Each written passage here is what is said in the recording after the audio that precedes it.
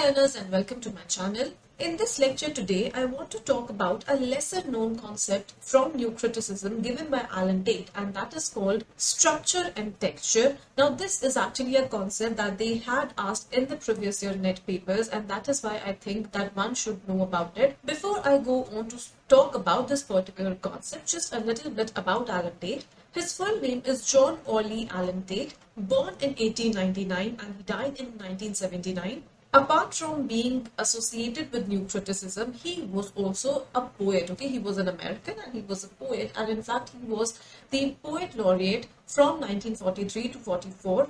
Now again, remember that poet laureate is not something which only the UK has. America also has this tradition of appointing poet laureates. So Allen Tate was one of the poet laureates from 1943 to 1944. And remember that he is one of the names associated with new criticism. To tell you very briefly about new criticism, it was a literary theory that emerged in the early to the mid 20th century, and new criticism or the new critics, they would focus on close reading and analysis of the literary texts. They would emphasize the importance of understanding a work on its own terms. So they would not rely on any external factors like the author's biography or the historical context. They would focus on the close reading. When I say close reading, that means paying close attention to the formal elements of a text, including its structure and language. The new critics also emphasized on the autonomy of the literary work, that is, the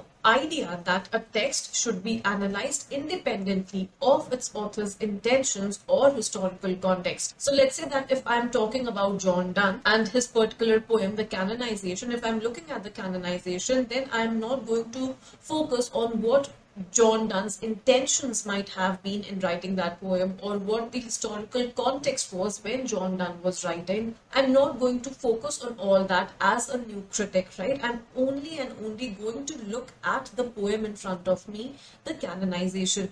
So this is very basically put what new critics focus on. Now we come to the distinction that Allen Tate has drawn between structure and texture. I'll explain this to you using a very simple example. Now imagine that you are building a house, right? The structure of the house, that is like the main framework or the skeleton that holds everything together. It includes the foundation, the walls, the roof, and the basic layout of the rooms. Now obviously without a solid structure, if you do not have these foundation, walls and roof, the house would collapse, right? Now come to think of the texture as the finishing touches that you put into the house. That is, the colors of the paint that you would choose, the decorations, the furniture, and the other details. And all these other details, they give the house its character, its personality, right? Now, texture adds depth and richness to the overall look and feel of the house. Now, apply the same concept to writing. Okay. In writing, the structure is like the backbone of a story or an argument. It's the organization and the sequence of events or ideas that guide the reader through the piece of work. For example, again, let's take an example of a mystery novel, right? So the structure of a mystery novel, that might involve introducing the crime, presenting the clues, and revealing the solution. On the other hand, if I talk about texture, that refers to the stylistic elements that enhance the writing. Now, this would include things like the language or the tone, the imagery, the metaphor, and the symbolism.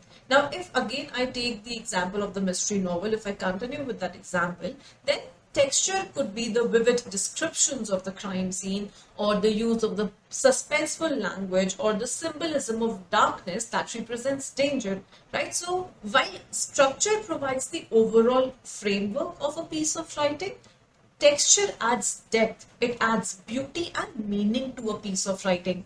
Both are important elements that work together to create a compelling or engaging narrative. So this is what they mean by texture and structure. Now this is just one of the important concepts that comes under new criticism, but if you're preparing for an examination like the UGC net, then there are lots and lots more concepts that one has to know. I talk about everything. I talk about all these concepts in my detailed online lecture on my website, theankitajain.com. You can opt for the online course. But if you just want to purchase the literary theory portion, you can also just buy the literary theory course. You do not have to go for the entire course, like you do not have to choose all the blocks. You can just opt for the literary theory part if you just want to study that.